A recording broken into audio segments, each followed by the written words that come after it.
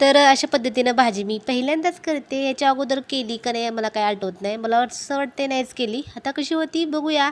तर सगळ्यात पहिलं काय करायचं, कढईमध्ये तेल गरम करायचं, जिरे, मोहरी, कढीपत्ता छान व्यवस्थित तडतडला की नंतर बारीक कट केलेला कांदा तो पण छान लालसर भाजून घ्यायचा.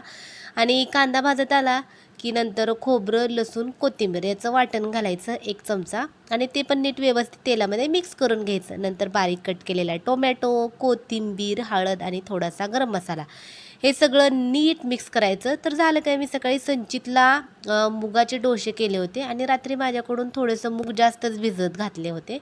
आणि आता हे भिजवलेल्या मुगाचं करायचं काय, मग मी थोडेसे डोसे केले आणि शिल्लक राहिलेलं मुगाची अशी उसळ करायला लागले. तर शक्यतो मी कधी असं करत नाही. मी भाजून घेऊन शिजवून कुकरला मुगाचा तडका करत असते. आता अशा पद्धतीने कसं होते बघूया.